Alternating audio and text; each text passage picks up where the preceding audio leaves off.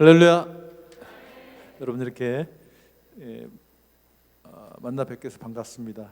정말 이 양지는 오면 올수록 아름다운 곳이다. 하나님이 오늘에게를 사용하셔서 특별하게 주신 이런 가장 큰 선물 중에 하나가 아닌가. 처음 하나님의 가정훈련학교를 할 때 여기를 많이 썼거든요. 그때는 빌려 썼는데 그런 연유로 인해서 또 우리가 여기에 또 한 목사님 모시고 또 한 목사님의 그런 비전, 큰 비전 중에 하나인 선교사들을 훈련시키는 그런 센터를 지었다는 것이 얼마나 감사한지 모르겠습니다. 저희 부부는 사실 한 목사님의 한 목사님 못 만났다면 여기까지 올 수 없었던 그런 부부입니다. 한 사람의 리더가 얼마나 큰 영향을 미치는지 저희들의 삶을 통해서 이렇게 증언할 수 있고요. 여러분들은 그 한 목사님이 누워 계신, 한 목사님이 잠자고 계신, 그러나 한 목사님이 늘 이렇게 그 영이 꿈틀거리고 있는 이곳에서 신앙생활을 했다는 것이 가장 큰 축복 중에 하나라고 저는 생각합니다. 네, 참 우리는 누구를 만나느냐에 따라서 우리 삶이 결정되어지죠. 제 형편없는 모습을 잘 아시는 분이 도육환 목사님이십니다. 제 1:1 양육자 선생님이셨거든요. 그때 제가 얼마나 꼴통을 부렸던지요. 그런데 참아주셔서 여기까지 왔습니다. 여러분 만나 뵈서 고맙습니다. 예. 제가 참 좋아하는 그 시 참 의미 있는 시인데요. 정현정 씨라는 분이 쓴 방문객이라는 시인데요. 사람이 온다는 건 실은 어마어마한 일이다. 그는 그의 과거와 현재와 그리고 그의 미래와 함께 오기 때문이다. 한 사람의 일생이 오기 때문이다. 부서지기 쉬운 마음, 그래서 부서지기도 했을 마음이 오는 것이다. 그 갈피를 아마 바람은 더듬어 볼 수 있는 마음, 내 마음이 그런 바람을 흉내낸다면 필경 환대가 될 것이다. 우리는 많은 사람들을 만나죠. 여기도 많은 방문객들이 올 것입니다. 많은 예배자들이 또 처음 오신 분들이 있을 것입니다. 그런데 그 사람만 오는 것이 아니라 그 사람의 과거와 현재와 미래가 함께 있다는 거예요. 그래서 어마어마한 일이라는 거죠. 우리가 한 사람, 한 영혼을 소중하게 다룰 이유가 여기 있습니다. 그분의 현재의 모습이 아니라 그분 속에, 그 모습 속에 그의 과거가 있는 거예요. 현재도 있지만 또 그의 미래가 담겨 있다는 것이죠. 네, 그렇죠. 우리는 과거, 현재, 미래 세 시제 속에 살고 있죠. 우리가 크리스찬이 되어졌다는 것은 하나님의 은혜로 여기까지 왔지요. 현재 여기까지 왔지요. 그 다음 우리가 세상 사람들하고 다르게, 세상 사람들은 미래에 대해서 불안하고 염려하고 두려움이 있지만 우리는 기대가 있죠. 왜요? 우리는 천국 소망이 있기 때문에. 방문객으로 만나는 것도 어마어마한 일인데 그 한 사람하고 평생을 산다는 건 얼마나 무시무시한 일이죠, 그죠? 결혼이라는 것이 그런 것입니다. 그래서 결혼은 하늘에서 맺어지고 땅에서 완성되가는 가장 고귀한 열매다. 가장 아름다운 열매. 그런데 가장 비참한 열매를 쓸 수 있는 거죠, 그죠? 이것이 결혼의 실체라는 것. 내 아내가 왜 저렇게 힘들어할까? 내 남편이 왜 저렇게 반응할까? 근데 그의 그 모습에 누가 있어요? 그분의 과거가 있는 거예요. 과거의 경험이 있는 거예요. 아픔이 있는 거예요. 그 환경들이 있는 것이죠. 그런데 인간의 우리가 한번 생각해 보면 많은 가정, 많은 사람들이 결혼을 하면서 행복을 꿈꾸죠. 그런데 많은 가정들이 어려움을 겪고 있더라고요. 제가 보니까 저희 부부도 그런 어려움을 겪었지만 저를 만나는 사람들이 항상 물어봅니다. 그렇게 열렬히 사랑해서 결혼했는데 왜 가정이 그렇게 깨어질까요? 왜 이렇게 아픔투성일까요? 도대체 왜 그럴까요? 정말 모든 것을 다 줘도 아깝지 않을 사람이었는데 모든 것을 다 포기하고 결혼했는데 왜 그렇게 될까요? 가정이 무너지는 이유가 뭘까요? 이제는 제가 이제 결혼을 한 지가 40 몇 년 됐죠? 7년 지나서 48년째죠. 48년째 되는데 이제는 좀 얘기할 수 있을 것 같죠, 그죠? 가정이 멀어지는 이유는 가장 큰 이유 중에 하나가 인간의 죄성 때문입니다. 네, 그래서 우리가 굉장히 이기적이라는 거죠. 자기중심적이고요. 그래서 결혼을 하는데도 어떠냐면 우리 모두 다가 이기적이기 때문에 내 필요 때문에 결혼하지 않으셨나요? 저도 제 필요 때문에 우리 4년 선배인 이 사람을 그냥 죽자고 쫓아다녀서 붙잡아서 결혼했습니다. 그 주례할 때 그런 말을 많이 하죠. 저도 제 주례를 가끔 하지만 선남, 선녀가 만났다. 근데 연애할 땐 선남, 선녀가 만나는 것 같아요. 그런데 사실은 결혼하면 어떻게 될까요? 죄인과 죄인이 만나는 거거든요. 죄인과 죄인이 만나서 사는 거거든요. 우리 안에 그 죄성이 있어요. 그러니까 연애할 때는 그렇게 정말 아름다웠어요. 보면 가슴이 뛰고요. 그죠? 안 보면 보고 싶고요. 그런데 이 살다 보면 이 죄성이 꿈틀거려요. 이 죄성이 나를 사로잡기 시작하면 가슴이 뛰었는데 가슴이 떨리고 그랬는데 뭐가 떨려요? 치가 떨리기 시작해요. 꼴도 보기 싫어요. 보기 싫어요. 딴방으로 가요. 이런 일이 벌어지는 거예요. 정말 연애할 땐 이상적인 사람이었어요. 근데 결혼하니까 어떻게 해요? 네, 살다 보니까 이상한 사람이더라고요. 이상한 인간이 나타난 거예요. 이런 일이 벌어져요. 왜 그러냐면 인간의 이 끝없는 죄성으로 우리가 자기가 자아중심, 자기 이기적으로 바뀌거든요. 그래서 나의 욕구를 먼저 채워달라는 것이죠. 인간은 욕구 덩어리거든요. 그래서 오늘 그 욕구에 대해서 좀 얘기를 하고 싶어요. 어떤 욕구가 있는지 말이죠. 그리고 서로 욕구의 차이를 이해를 못하는 욕구가 이분이 갖고 있는 욕구와 제가 갖고 있는 욕구가 다르거든요. 네, 엄청 욕구는 달라요. 저는 뭐 그냥 다 행복을 꿈꾸니까 그런 줄 알았죠. 근데 저는 제 욕구를 풀어보니까 저는 소속의 욕구와 생존의 욕구가 높아요. 그다음 저는 굉장히 내성적입니다. 그래서 가만히 있길 좋아하죠. 근데 이 사람은 외향적이고요. 즐거움과 자유의 욕구가 높아요. 그래서 가만히 집에 있는 게 행복하지 않아요. 그래서 행복한 가정의 그림을 한번 표현해 보십시오. 그러면 저는 된장찌개 끓여서 보글보글 끓여서 우리 식구만 먹는 게 행복해요. 근데 당신은 어떤 그림이 행복한 그림이에요? 모든 사람과 더불어 많은 사람들과 일가 친척들, 친구들. 네, 그렇죠? 그래서 주위 큰 사람들. 레스토랑 빌려가지고 베푸면 나 능력 있지 이렇게 생각한다는 거죠. 저는 또 성취욕이 또 강하고요. 예, 그런 이제 보통 남성들이 이제 그래서 오늘 그런 이야기를 좀 할 텐데요. 욕구가 다르다는 것. 내가 어떤 욕구를 갖고 있는지, 또 우리 남편이 어떤 욕구를. 아브라함 마슬로라는 사람이 그 유명한 얘기 있죠. 욕구의 5단계설을 얘기했죠. 최초로 그분이 욕구의 5단계설을 얘기했는데 그 생존의 욕구가 있다는 거죠. 생존의 욕구. 그러니까 생존을 하기 위해서 뭐가 필요해요? 생리적인 욕구를 채워야 되는 거예요. 성욕이 있고요, 수면욕이 있고요, 또 식욕이 있고요. 이런 것들을 채워야 한다는 것이죠. 그걸 채우고 나면 안전해지고, 그러니까 우리가 집을 갖고 싶어 하잖아요. 안전한 환경을 원하잖아요. 그다음에 안전의 욕구가 채워진다면 뭐예요? 소속의 욕구, 어느 공동체에 소속하고 싶은, 사랑받고 싶은 욕구가 채워져 있다는 거죠. 그 단계를 넘어서면 존경을 받고 싶은, 인정을 받고 싶은 욕구가 있고, 그 다음에는 자아실현의 욕구가 있다.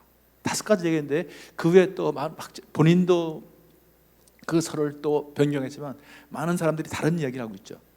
뭐예요? 자아실현 욕구뿐만 아니라 뭐예요? 의미를 남기고, 의미를 추구하는 욕구가 있잖아요. 심미적인, 탐미적인 욕구 있잖아요. 또 영적인 욕구도 있지 않습니까? 그러니까 여러 가지 욕구가 있다는 것이죠, 인간이요. 그래서 이런 욕구를 우리가 이해를 해야 한다는 것. 그 다음에 서로 소통하는 법을 알지는 못해요. 다음 주에 소통에 대해서 얘기할 텐데, 제가 상담하면 우리 많은 아내들이 저한테 하는 얘기가 있어요. 우리 남편은 말귀를 못 알아듣는데요. 그러면 제가 그래요? 그 남편한테 또 물어봐요. 남편들한테, 아내들이 말귀를 못 알아듣는다는데 여러분 입장이 어떠세요? 그러면 남편들은 뭐라고 그러는지 아세요? 우리 아내가 도대체 무슨 말 하는지 모르겠대요. 왜 저러는지 모르겠대요.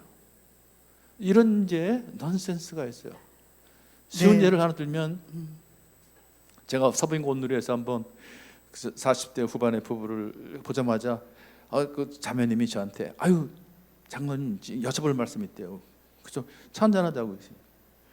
그랬더니 하시는 얘기가, 이 사람은 내가 그렇게 생선 초밥이 먹고 싶다 그러는데 한 번도 데리고 간 적이 없대요. 그 남편이 있다가, 당신이 언제 나한테 스시가 먹고 싶다 그랬어?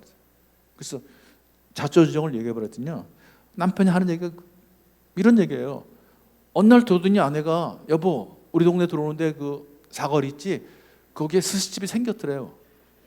그래서 요새 장사도 어려운데 그 굉장히 힘들게 시작했구나, 때가 좋지 않은데. 제가 그렇게 얘기를 했대요. 근데 어느 날 들어오더니요, 여보 그 주차장에 차가 많던데 그러더래요. 그래서 장사가 그래도 되는 모양이구나 그랬대요. 그때 어느 날 들어오더니요, 여보 우리 동네 그 누구네 집 있지, 그 집에서 거길 갔는데 맛있다 그러던데 그러더래요. 그래서 그 주방장을 잘 썼나 보다 야 그랬대요. 지금 대화하고 있어 안 하고 있어요? 대화는 하고 있는데 전혀 소통이 안 되고 있는 거예요. 그러니까 아내는 내가 그렇게 스시가 먹고 싶다 그러는데 한 번도 데리고 간 적이 없대요. 남편은요, 언제 당신이 스시가 먹고 싶다 그랬어? 스시 생겼다고 그랬지? 이런 일이 벌어지는 거죠. 이야기는 하는데 소통이 안 된다는 거예요. 그러니까 외로운 거예요. 그러니까 더 외로워지는 거예요. 나의 마음을 이해해 줄 사람이 옆에 있는데도 외로워지는 거예요. 더 외로워지는 거예요. 이제 이래서 문제가 생기는 거죠. 또 우리의 무지, 우리가 무식해요 사실요. 항상 또 저한테 그래요. 우리 남편 나를 무시한대요. 또 우리 아내가 나를 무시한대요. 근데 사랑하는 사람을 왜 무시하겠어요? 가장 나한테 소중한 사람인데. 가만 보니까요, 제가 보니까 무시가 아니라 무식한 거더라고요. 남자들은요 단순 무식하고요, 여자분들은요 죄송하지만 복잡 무식해요. 그리고 단순 무식한 남편하고 복잡 무식한 아내하고 둘이 만나서 아주 단순하고 유치한 주제 같고요, 아주 복잡하고 비열하고 악랄하고 치열하게 싸우는 게 이게 부부싸움의 핵심이더라고요. 여러분 무슨 대단한 주제 가지고 부부싸움 해보신 적 있어요? 북한 핵 문제를 어떻게 해결할 것인가, 이 코로나 문제를 어떻게 해결할 것인가, 이런 거 갖고 싸워보신 적 있어요? 이런 거 감정 안 상하죠? 뭐 갖고 싸워요? 양말은 왜 거기다 벗었냐, 치약은 내 가운데 짰냐요, 밑에 짜야지. 밥 먹을 때 왜 소리를 내냐요, 왜 말 꿀을 잡냐, 너 말투가 왜 그러냐. 그런데 놀라운 사실은 이거를 잘못 다루면, 양말 문제를 잘못 다루면 양말 문제가 핵 문제로 비화될 수 있다는 거예요. 양말 때문에 핵전쟁이라는 거예요, 부부 사이에. 이것이 부부싸움의 실체인데 왜 그런 일이 벌어지냐면 이게 영적 전쟁이기 때문에 그렇습니다. 무식하기도 하지만 사탄이 우리를 관계를 자꾸만 깨는 거예요. 사탄의 특징은 뭐냐면 이간질이에요. 자꾸만 나눠요. 하나님과 우리의 관계를 깨요. 아담과 하와의 관계를 깨요. 계속 깨는 거예요. 그래서 우리가 이 5가지가 있다는 걸 우리가 잘 이해하셔야 합니다. 그런데 인간적으로 보면 가장 중요한 것을 제가 이제 오늘 욕구와 소통을 들었거든요. 우리가 교회에서 죄성 문제도 많이 다루죠. 또 많이 가르치죠. 영적인 문제 특별히 많이 하시죠. 그래서 저한테 많은 사람들이 이제 대책이 있어야 될 거 아닙니까? 예, 대책은요, 우리가 예수님을 깊이 만나야 한다는 것. 예수님을 깊이 만나야 한다는 것. 그분을 만나야만 우리가 죄성으로부터 자유함을 얻을 수가 있어요. 우리 죄성의 문제를 끊임없이 돌이켜볼 수 있어요. 나 중심적이 아닐 수 있어요. 네, 그래서 이 예수님을 깊이 만나야 되는 데 대해서 우리 모두 다 깊이 생각해 봐야 됩니다. 예수님을 깊이 만나는 게 뭘까요? 내가 죄인이라는 걸. 세례요한과 예수님이 제일 처음 오셔서 우리에게 뭐라 그러셨어요? 회개하라 그랬죠, 그렇죠? 우리 모두 다 이기적이고 자기중심적이기 때문에 우리 영혼 속에 깊은 구멍이 나 있습니다. 그래서 예수님을 깊이 만나서 우리 영혼의 구멍에 예수님으로 맞춰야만이 우리는 그 공허감과 수치심으로부터 벗어날 수 있다는 거죠. 예, 그리고 정식으로 배워야 한다는 것. 우리는 어깨너머로 배운 거 아니에요. 나 어머니 아버지가 사는 거 그 모습 보고 배운 거 아니에요. 주간지를 통해서 배운 거 아니에요. TV에서 보고 배운 거 아니에요. 이제 하나님이 만들으신 이 가정제도, 또 하나님이 세우신 첫 번째 생명나무 공동체인 가정, 그걸 어떻게 경영해야 되는지 우리가 성경에서 배워야 한다는 거죠. 예수님부터 배워야 한다는 것이죠. 그래서 예수님이 내 말을 듣고 행하는 자가 지혜로운 자라고 말씀하셨죠. 그런 사람이 어때요? 반석 위에 집을 짓는 사람이라는 것. 그러니까 우리가 성경에서 하나님이 우리에게 어떻게 말씀하셨는지 이런 것들을, 성경적인 가정관에 대한 것들을 배우셔야 되고요. 우리 안에 어떤 욕구가 있는지 이것도 배우셔야 되고요. 남자 여자가 어떻게 다른지 이런 것도 배워야 한다는 거죠. 그러니까 우리가 정식으로 배워야 한다는 거. 배운 것을 어떻게 해요? 끝까지 실천해야 한다는 것. 오늘 욕구에 대한 말씀을 드리지만 여러분들이 배운 것을 자꾸만 여러분 삶에 적용시켜야 합니다. 이걸 듣지 않으면, 이걸 적용하지 않으면 그냥 우리는 절대 삶을 변화시킬 수 없어요. 네, 그래서 우리 크리스찬들은 참 많이 지식을 듣죠. 세상 사람들 못 듣는 것을 지금도 듣고 계시잖아요. 근데 문제는 어떠냐 하면 우리가 실천하지 않는다는 것. 그래서 크리스찬들은 말만 잘한다고 우리가 비난받는 게 여기 있다는 거죠. 그래서 오늘 여러분들도 한 가지만이라도 꼭 실천하십시오. 그래서 한 목사님이 처음 가정사역 프로그램을 저한테 막 들어달라고 부탁하셨을 때 그렇게 우리가 실천할 수 있는 것, 예배는 하나님께서 드리는 거지만 그 하나님과의 관계 속에서 그걸 어떻게 우리가 삶 속에 적용할 수 있는지, 이런 것들을 가정사역에서, 가정에서 어떻게 그런 것들을 실천해야 할지, 이런 것들을 좀 그런 프로그램화 시켰으면 좋겠다, 그렇게 말씀하셨거든요. 근데 참 놀라운 사실은 한 목사님이 성령 사역을 선포하셨는데 아시는 다녀오셔서 성령 사역에 제일 먼저 하신 것이 가정 사역이었다는 거. 제가 그때 굉장히 퀘스천을 했어요. 성령 사역하면 방언을 해야 되고 사람을 쓰러뜨리는 거, 뭐 이런 거, 은사 사역을 했는데 왜 가정 사역을 하자 그럴까? 한 목사님께서 원하시는 성령 사역의 핵심은 사람의 변화였어요, 그렇죠? 삶의 변화였어요. 그걸 말씀하시고 제가 깨닫고요, 굉장한 큰 충격을 받았어요. 아, 그렇구나. 이것이 성령 사역의 핵심이구나. 자, 우리가 이런 것들을 배경으로 해서 좀 설명을 할 텐데요. 자, 두 사람은 결혼해서 잘못된 신화가 있더라고요. 두 사람은 결혼해서 행복하게 오래 살았더라. 그래서 결혼하면 행복해질 줄 알아요, 사람들이요. 정말 사실일까요? 저게 새빨간 거짓말이라는 사실을 제가 알았어요. 저런 두 사람은 결혼해서 행복하게 오래 살았다라는 생각을 집어넣어준 장본인이 누구예요? 신데렐라. 그 동화책에 나오는 것들. 그런데 여러분, 신데렐라가 행복하게 사는 거 보셨어요? 결혼은 아름답게 했죠. 연애도 아름다웠죠. 그래서 한때 우리 대한민국에는 신데렐라 신드롬이라는 말이 있었어요. 그래서 모든 연속극의 주제는 신데렐라 신드롬이었어요. 회장 아들과 평범한 여직원 사이의 로맨스. 그래서 갈등이 많았어요. 반대도 많았고요. 그런데 그걸 다 이겨내요. 극복해요. 그리고 마지막에는 화려한 결혼식으로 끝나요. 그러면 시청자들은 아, 두 사람은 행복하게 오래 살았을 것이다 라고 착각을 합니다. 여러분, 그 두 사람이 행복하게 오래 사는 거 보셨어요? 연애는 아름다웠죠. 여러분도 연애는 아름다우셨어요. 근데 결혼은 다르다는 거예요. 결혼은 전혀 다르다는 거예요. 신데렐라는 어떻게 됐을까요? 저하고 제 아내하고요, 신데렐라를 분석해 보니까 첫 번째는 이혼했을 것이다. 두 번째는 이혼은 못하고 눈물 속에 살았을 것이다. 이혼하신 분들은 누구예요? 여러분의 부모님들 아니에요? 부모님 세대 아니에요? 아, 이혼하지 못하고 사신 분들은 우리의 부모님 세대 아니에요? 눈물로 사셨어. 이혼한 사람들 누구예요? 요즘 젊은 세대들이요. 더 이상 그렇게 못 살겠다는 거예요. 나는 이제 그렇게 희생하면서 내 욕구를 희생시켜가면서 나는 못 살겠다, 이런 일이 벌어지는 거예요. 네, 그래서 우리가 알아야 될 게, 결혼 제도는 하나님이 우리가 행복하게 하기 위해서 결혼 제도를 만드신 게 아니라는 거죠. 우리의 진정한 행복은 예수님을 깊이 만나서 그분과 동행할 때죠. 그분과 동행하는 게 뭔가요? 십자가를 체험하는 거잖아요. 결혼을 통해서 갈등이 일어났을 때 십자가를 체험하면서 우리가 성장하면서 그분을 깊이 만났을 때 행복하다는 거죠. 예수님과 하나가 됐을 때, 그때 우린 부부도 하나 될 수 있다는 것. 그래서 우리가 행복해진다는 거거든요. 이제 그 결론은 이분이 결론을 먼저 말씀하셔가지고 제가 부원 설명을 했습니다. 우리가 뭐 준비해서 온 게 아니기 때문에 그냥 성령의 인도하실 때 각각 얘기하기 때문에 이런 유형이 있습니다. 자, 부부는 세 가지 유형밖에 없다는 거예요. 갈등을 억누르고 사는 부부, 갈등을 회피하면서 사는 부부, 갈등을 극복하면서 사는 부부. 그러니까 공통점은 뭐예요?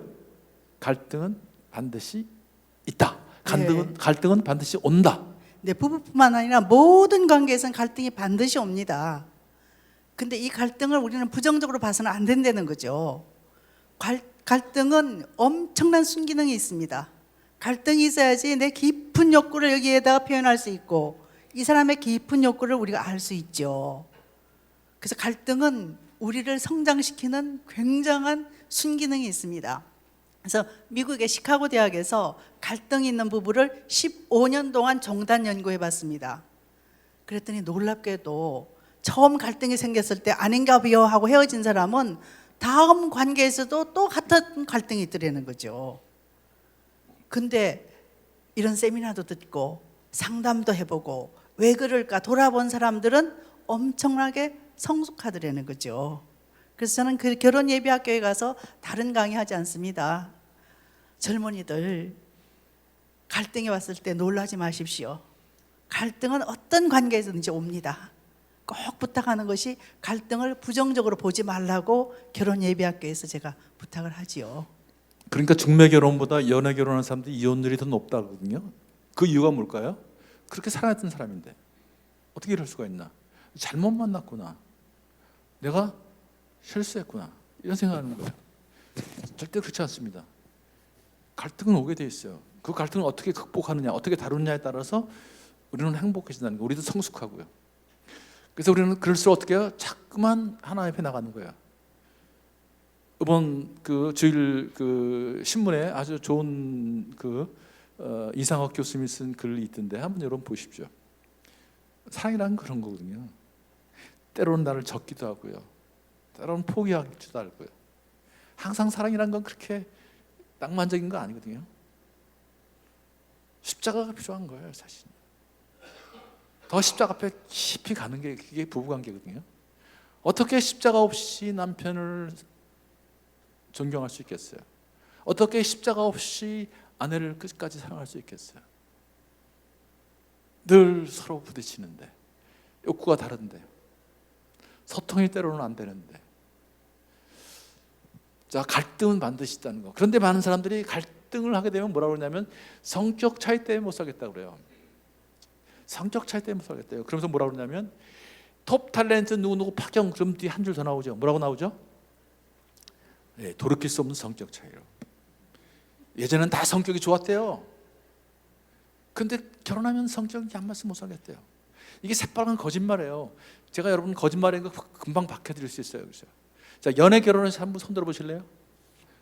네, 여러 계신 많죠. 연애할 때 성격이 같았어요, 달랐어요? 예? 엄청 지금은 같아요, 달라요? 네, 다르죠. 예, 달랐다는 분이 더 다른데요, 그죠? 정확하게 말씀하셨어요. 100점에 100점. 근데 솔직하시고요. 자, 100명한테 물으면요, 대답하신 분이 10명도 안 돼요. 다 달랐다 그러죠. 어떤 분은 같았다는 분도 한두 분 있어요. 근데 그분들한테 물으면 지금은 어때요? 그러면 지금은 다르대요. 아니, 지금 다른 성격 그때는 같아요? 그때는 같은 것처럼 착각을 한 거죠. 행복했으니까. 여러분 생각이 안 나는 이유, 여러분 대답을 못하는 이유는 뭐예요? 생각이 안 나니까. 생각이 안 나죠? 같았나 달랐나? 지금은 다 다르죠? 왜요? 그때는 행복하기만 했으니까. 이게 이제 핵심이거든요. 자, 영상을 하나 보시면 이제 여러분들이 한번 보여주시겠습니까? 이거 재밌는 영상인데요. 저 9살짜리가 그냥 엄마 아빠의 관계를 정확히 깨뚫고 있어요, 그죠? 참 놀라운, 인간이 영적인 존재이기 때문에 말이죠. 놀라운 거예요, 그죠? 저게 성격 차이인가요? 성격 처음에 연애할 때도 저랬을까요? 엄마 아빠가 절대 안 그랬을 거예요. 그 때문에 연애가 안 되는 거예요. 왜 엄마는 괴물이 되어 갈까요? 왜 아빠는 자꾸만 저렇게 밀리기만 할까요? 왜 자꾸만 피할까요? 그 안에 뭐가 있어요? 욕구와 소통의 문제가 있어요. 사실 많은 부부들이 저렇거든요. 누가 천사 같은 아내를 괴물로 만들었어요? 남편이 그렇게 만드는 거예요. 누가 그렇게 당당한 우리 아빠를 그렇게 밀리는, 자꾸만 피하는, 자꾸만 숨는 아버지로 만들었을까요? 엄마예요. 이게 참 가슴 아픈 일이 일어나는 거죠. 여기에 욕구와 소통의 문제가 있다는 거예요. 여기에 또 사탄이 기름을 끼얹는다는 거예요. 그래서 문제예요. 누구 잘못이에요? 두 사람 다 책임이 아니에요. 무지할 뿐이에요. 무식할 뿐이에요. 누구 말이 옳은지 저한테 판가름해 달라고요. 그런 얘기예요. 누가 옳은지 두 사람 다 옳아요. 두 사람 다 맞아요. 그런데 욕구를 모르고 있어요. 상대방이 어떤 욕구를 갖고 있는지를 모르고 있어요. 어떻게 소통해야 할지를 모르고 있는 거예요. 부부의 갈등의 원인은 과연 무엇일까? 아이고야. 자, 이건 제가 거꾸로 돌려가지고 죄송합니다. 제가 뒤로 이걸 돌려가지고요. 그래서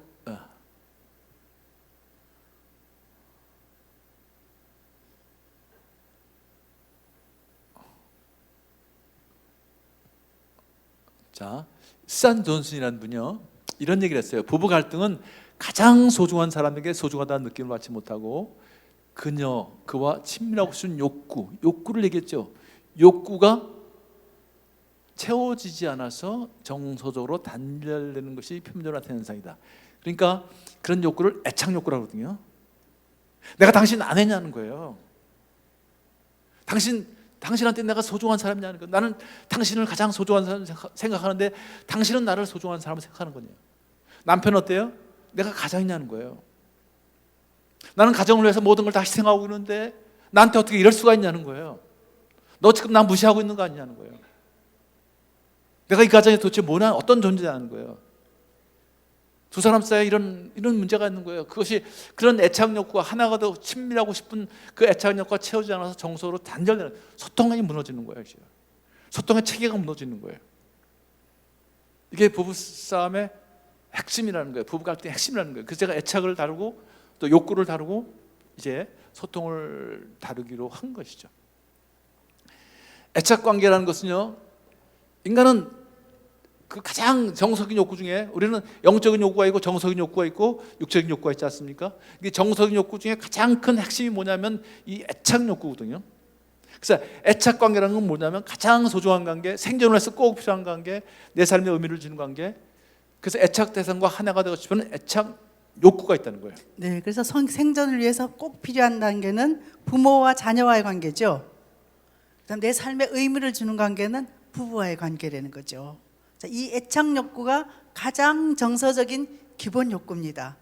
이게 채워지지 않기 때문에 우리 부부도 갈등했고 여러분 가정에서도 갈등이 있었을 겁니다. 그래서 애착 욕구는 가장 일차적인 애착 욕구는 부모와 자녀. 그래서 여러분 자녀들과 깊은 애착 관계를 이루어야 되는 거예요. 그게 평생을 가는 거예요. 한 자녀의 삶에 평생, 한 인간의 평생을 좌우하는 거죠. 네, 그래서 대상관계 이론에서 이렇게 얘기합니다. 한 사람의 인생의 역사는 그 사람을 사랑한 사람과 사랑하지 않는 사람에 의해서 씌어진다고 얘기를 하죠. 그래서 애착을 어떻게 받느냐에 따라서 삶의 태도라든지 그다음 비전이라든지 이런 것이 다 결정되어진다는 거죠. 존 볼이라는 사람이 특히 아버지와의 어렸을 때의 애착이 평생 인간관계를 맺는데 그림자처럼 따라다닌다, 그런 얘기거든요. 애착관계. 그래서 우리가 이 애착은 어렸을 때만 있는 게 아니라 평생을 가는 거예요. 우리 부모님도, 여러분 부모님도 여러분과 애착되고 싶어 하세요. 네, 그래서 이 애착은요, 태어나서부터 무덤까지 갈 때까지 애착은 필요합니다. 자, 그런데 이 애착 욕구를 이제 실험한 분이 있어요. 해리 할로우라는 분이. 그분의 이제 실험을. 네, 그래서 저 원숭이, 저렇게 자란 원숭이는 정서적인 공감대를 이루지 못한다는 거죠. 그래서 관계를 못 맺더라는 거죠. 짝짓기를 못 하더라는 거죠. 그 다음에 또 하나 중요한 것은 이런 실험이 있었습니다. 쥐를 두 그룹으로 나눠서 한 그룹은 음식을 엄청 잘 주고 한 그룹은 그냥 음식을 보통으로 주고 대신 붓으로 계속 쓸어줬다는 거죠. 근데 두 그룹 중에 한 그룹에 있는 쥐가 계속해서 죽더라는 거죠. 어느 그룹인 것 같습니까? 네, 먹이는 잘 줬지만 쓸어주지 않았던 그룹에서 죽더라는 거죠. 그래서 애착은 애착이 잘 되어져야지 정서적인 공감대를 이루어서 관계를 잘 맺고, 그 다음에 또 두 번째는 뭐냐 하면 계속해서 애착은 쓸어주고 피부 접촉을 통해서 애착을 느낀다는 거죠. 부드러운 접촉, 사랑과 위안이라고 그랬죠. 그걸 대부분 어머니들이 주잖아요. 그러니까 아버지들이 애착이 안 되는 이유는 여기 있어요. 아버지는 돈만 벌어도 좋습니까? 근데 아내 여러분 꼭 기억하실 거 있어요. 자, 보세요. 여러분 남편한테 맛있는 밥 해주시죠. 근데 그 음식은 애착과 상관이 있대요, 없대요? 상관이 없다 그러잖아요. 그게 어쩌면 여러분 남편과의 문제일 수 있어요. 내가 이렇게 열심히 밥을 해주는데 왜 그러는 거야? 저한테 하는 얘기 같은데요? 네, 모든 여성들한테 제가 하고 싶은 얘기예요. 사실요, 제가 요즘에 깨달은 게 있어요. 결혼하면요 남편이 돼야 되는 거예요. 결혼하면 아내가 돼야 되는 거예요. 자녀를 낳으면 아버지가 되고 어머니가 되는 거예요. 근데 인간은요 끊임없이 남자로 살려고 그래요. 끊임없이 여자로 살려고 그래요. 이게 문제예요, 사실요. 이걸 우리가 안 가르쳤어요. 하나님이 이렇게 준비시켰는데 말이죠. 아담을 이름을 짓는 과정을 통해서 끝난 다음에 하와를 데리고 만드셨는데, 다시 그런 거 지금 시간 없어서 그런 얘기는 할 수가 없지만 말이죠. 자, 이 애착이라는 걸 그렇게 소중하다는 거, 그냥 먹어주는 거하고는 상관이 없다는 거, 아니 네. 조금 관련이 있겠죠. 네, 그래서 저는 이제 할머니잖아요. 우리 손주에게 용돈 잘 주면 저 좋아할 줄 알았습니다. 근데 그것보다는 어떠냐 하면 손주를 봤을 때 웃어주고 눈을 맞춰주고 기특하다고 등 들여줬을 때 그 아이가 자고 애착을 느낀다는 거죠. 그 할아버지들도 어떠냐 하면 할아버지들도 좀 웃으십시오. 웃어야지 애들이 어떠냐 애착을 느낀대요. 그래서 여러분 다 지금 한번 웃어보셔요. 마스크 속에서. 이것도 연습입니다. 다음 주에 꼭 오세요. 이제 왜 그 표정이 왜 중요한지 제가 말씀드릴 테니까. 자, 애착 욕구가 메인이라는 사람이요, 부모와 안정적 애착을 형성한 사람은 주변 사물과 사람에게 균형 있는 주의 집중력을 보이지만, 그렇지 못한 사람은 전생에 걸쳐 타인을 의심하고 다른 사람의 관계심을 끌기 위해서 지나칠 정도로 애를 쏟는다. 네, 바로 제 얘기라는 거죠. 저는 아버지와의 애착이 되지 않았습니다. 저는 아버지가 원하지 않는 딸입니다. 우리 아버지하고 우리 어머니하고는 재혼하신 사이입니다. 우리 아버지는 6남매를 두고 첫 번째 부인이 돌아가셨어요. 우리 어머니는 첫 번째 결혼해서 아기를 못 낳아서 쫓겨난 사람입니다. 그래서 우리 아버지가 두 번째 부인으로 우리 어머니를 왜 맞았는지 짐작이 가시죠? 근데 결혼한 지 1년 만에 제가 태어났습니다. 그러니까 원천적으로 저는 아버지가 원하지 않는 딸이었죠. 그 다음 더 중요한 것은 우리 아버지는 꿈을 못 이룬 지식인, 이 꿈을 못 이룬 지식인이 골치 아픕니다. 이분들은 못 이루는 꿈을 본인 탓할까요? 외부 탓할까요? 끊임없이 외부 탓하고 그러면서 늘 비난하고 비평하셨어요. 그래서 우리 자녀들에게 칭찬한 적이 없습니다. 늘 그냥 눈에 차는 것이 하나도 없다라고 했기 때문에 저는 항상 이렇게 움츠려 있죠. 제가 이 사람을 왜 적극적으로 쫓아다녔느냐 하면 저한테 그러더라고요. 내가 너한테 오빠도 대주고 애인도 대주고 친구도 대주고 아빠도 대주겠다 그러더라고요. 근데 이 아빠라는 말이 제가 확 꼽혔습니다. 전 아버지 사랑이 늘 고파서 텅 빈 사람이잖아요. 아빠가 대주겠다 그랬는데, 그래서 쫓아다니면서 결혼을 했는데 결혼한 지 5년쯤 되어지니까 야, 너 만나서 내 인생에 잘 된 게 없다.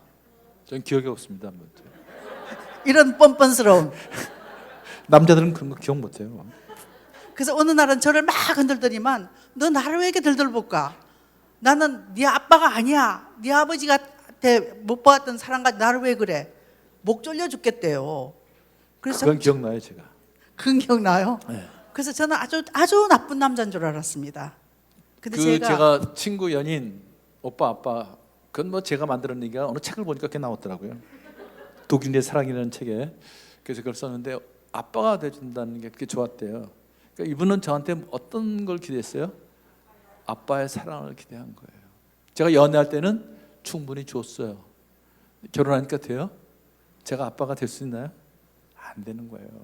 그런데요, 제가 나중에 깨달은 건 뭐냐면 부부관계는 이게 자유함이 있어야 돼요. 때로는 제가 아빠가 돼줘야 되는 거예요. 때로는 남편이 돼주고, 때로는 제가 아들처럼 또 엄마의 사랑을 구할 수도 있어요. 애인도 돼주고요. 이게 부부 사랑의 이게 핵심이더라고요. 우리가 진리 안에서 자유함을 얻는 것도 이런 거더라고요. 역할이 고정이 되면 문제가 생기게 돼 있어요. 계속 저한테 아빠 역할을 해달라면 문제가 생기는 거예요. 제가 남편이 기본이잖아요. 근데 때로는 아빠처럼 이렇게 그것도 있고요. 때로는 아들처럼 가서 의지할 때도 있고요. 친구처럼, 연인처럼. 지금은 뭐가 돼요? 동역자로서 같이. 이게 다른 거죠, 그죠? 자, 그러니까 계속 제가 이분이 저한테 내가 나를 좀 놔둬라, 나를 구속하지 마라, 나를 너무 이렇게 속박하는 거 아니야? 좀 떨어져 내가 그랬어요. 제가 밀어냈어요. 근데 밀릴까요? 안 밀려나요. 불안하니까요. 계속 저한테 달라붙어요. 그럴수록 제가 계속 밀어내고요. 네, 그러니까 이런 제 모습이 괴물로 느껴졌겠죠, 그렇죠? 그 제가 나중에 이런 걸 공부하고서 깨달은 게 그때 제가 제 아내를 깊이 안아줬더라면, 그래서 깊은 애착 관계를 형성했더라면 그런 모든 상처가 다 치유되고 이 사람이 자유로워졌으면 나를 자유롭게 만들었을 텐데 자꾸만 내 자유만 생각하고 말이죠. 자꾸만 떠나려고 그러니까 결국 관계가 깨지는 거예요. 이 사람의 그런 과거에 그런 아픔이 있었던 거예요. 부부관계는 그래서 치유의 관계입니다. 치유 관계예요. 서로가 서로를 치유할 수 있는, 치유할 수 있는, 그래서 온전한 치유가 일어날 수 있는 관계인데 그런 걸 참 몰랐다, 참 무식하게 살았다 하는 것이 제가 그런 걸 참 가슴 아픈 일이죠, 그렇죠? 근데 애착 관계 속성인데 몇 가지가 있는데요.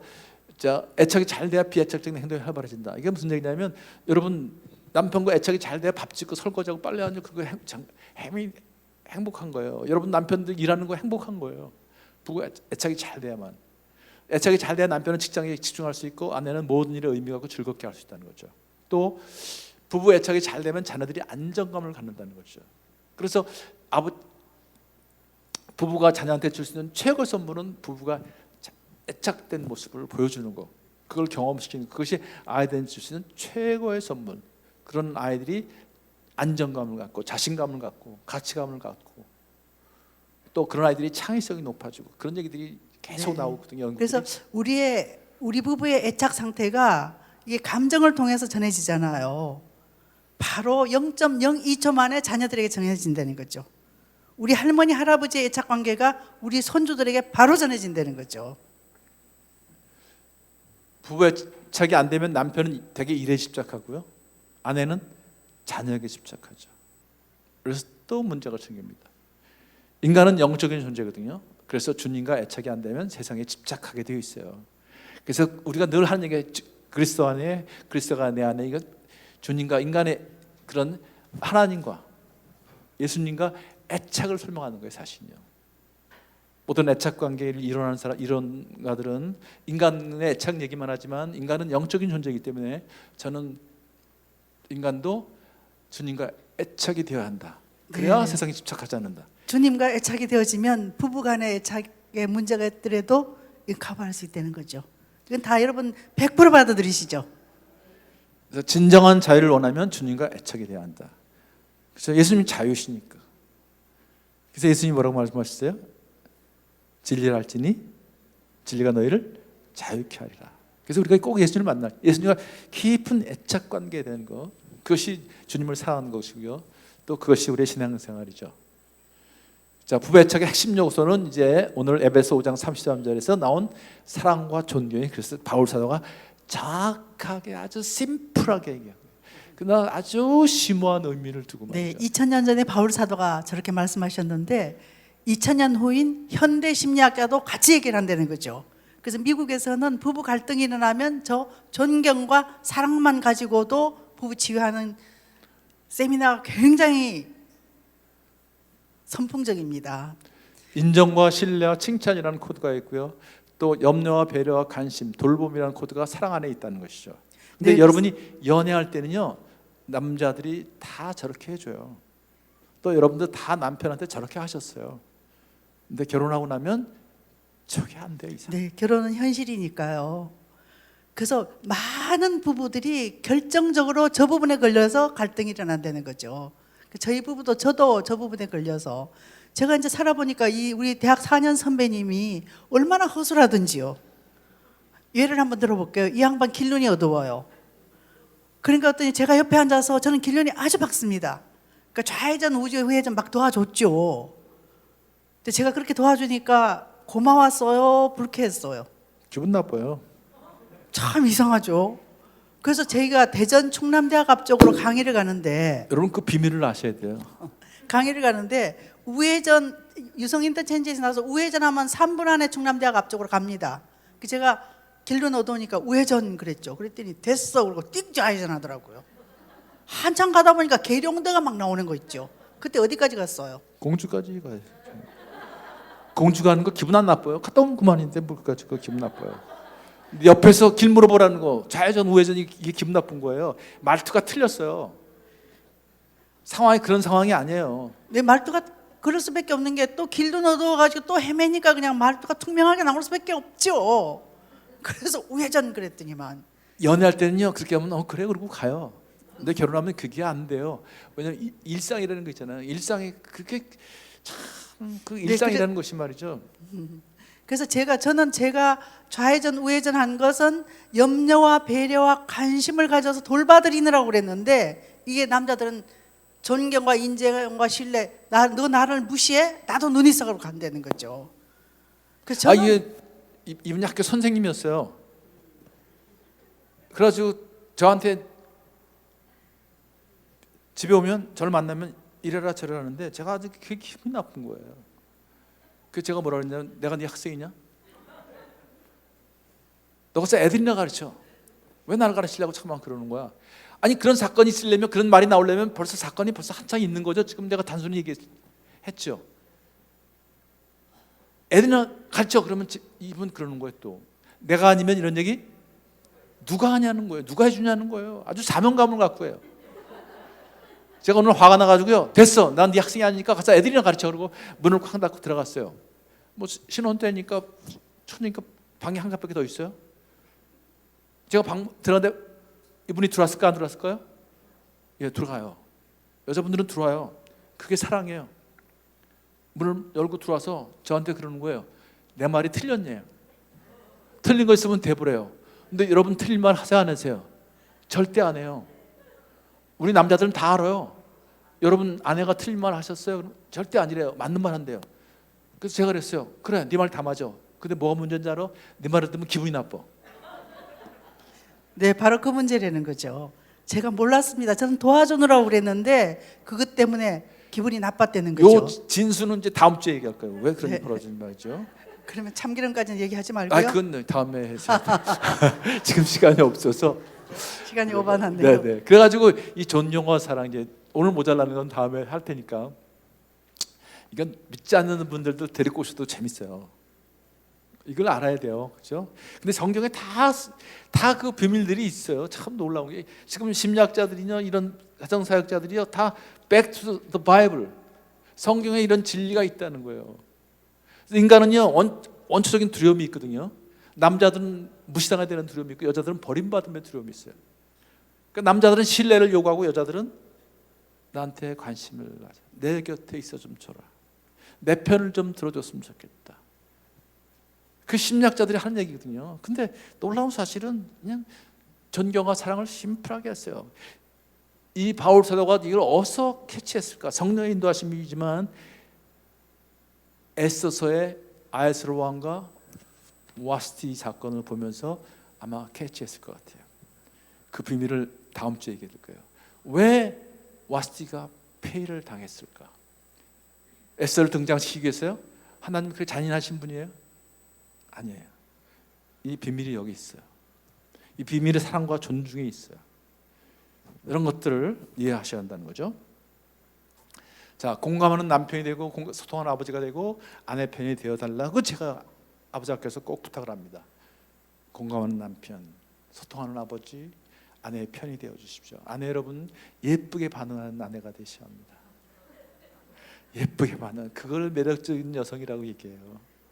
예쁘게. 여러분 연애할 때는 참 예쁘게 반응하셨어요. 그래서 여러분 남편이 여러분만 보면 가슴이 떨렸어요. 그렇게 시간 모든 거 다 내려놓고 바빠도 여러분을 그렇게 케어했던 거예요. 예쁘게 반응해 주세요. 예쁘게. 그다음에 따뜻한 어머니가 되시고요. 여러분 남편을 꼭 인정해 주세요. 인정받고 싶은 욕구가 있다는 것. 인정받고 싶은 욕구가 있다는 거. 밥을 맛있게 해주는 것도 중요하지만 남편에게 따뜻한 말 한마디 인정해주고, 여보 수고했어, 여보 당신이 있어서 오늘 내가 당신 기다리면서 내가 힘이 났다, 이런 얘기 그렇게 해주시는 거예요. 그렇죠? 남편을 좀 인정해 주시고요. 결혼은 여성의 허영심과 남성의 이기심을 마치 없이 뽑아내는 수술이다. 얼마나 힘들겠어요. 마치 없이 뽑아내려니까 말이죠. 그죠? 하나님 주신 결혼의 큰 선물 중 하나는 배우자를 보여주는 전신 거울이다.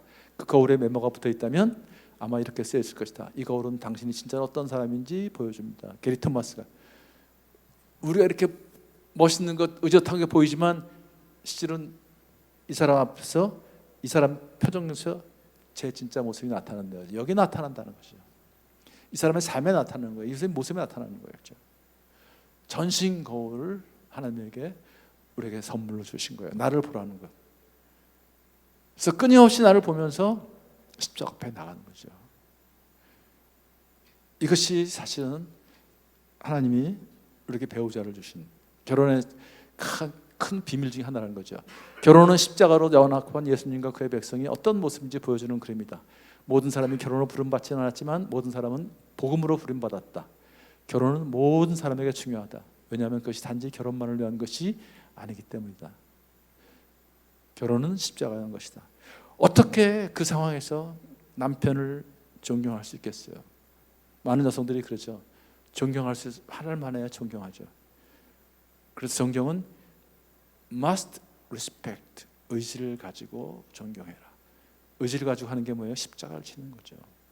십자가를 지는 아픔이 있는 거예요. 고통이 있는 거예요. 나를 포기해, 나를 내려내니까.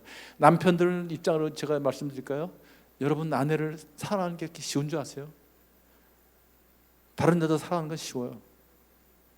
근데 아내 사랑하기 참 어려워요. 왜요? 마음이 많이 상했어요. 감정이 많이 상했어요. 너무 많이 무시당한 거예요. 그런데도 그리스도께서 교회를 위해서 아내를 주신 것 같이 사랑하는 거예요. 그게 십자가예요. 십자가를 지는 거예요. 그래서 결혼은 십자가가 가능한 거예요. 십자가가 없으면 결혼은 깨어지게 돼 있어요. 이혼을 안 하더라도요, 그냥 남남처럼 사는 거예요. 정성의 이혼, 결혼 이혼이 그래서 나오는 거예요. 결혼은 십자가를 날아가는 거예요. 십자가를 품는 거죠. 그 중심에 욕구가 있다는 것, 그걸 꼭 기억하시고요. 그 욕구 자체도 이제 십자가 앞에 갖고 나가는 거죠. 그런 축복이 여러분 가정에 있길 바랍니다. 기도하겠습니다. 하나님, 오늘 부족한 저희 부부를 통해서 또 가정의 모습을 돌이켜보게 하시니 감사합니다. 우리 안에 이렇게 욕구를 주신 것 감사합니다. 하나님과 먼저 깊은 내적 관계, 우리가 그리스도 안에, 그리스도가 내 안에 있는 그런 깊은 내적 가운데 부부가 하나 되게 하시고, 또 우리 부모님을 공경하는 가운데 부모님과도 애착이 되게 하시고, 또 우리 자녀들과 깊은 애착 가운데 하나님, 정말 하나님의 그런 형상으로 우리 모두가 회복되는 그런 은혜 베풀어 주옵소서. 성령 하나님께서 우리와 함께 하심을 믿고 감사드리며 예수님 이름으로 기도합나이다. 아멘. 네, 고맙습니다. 감사합니다. 축복합니다.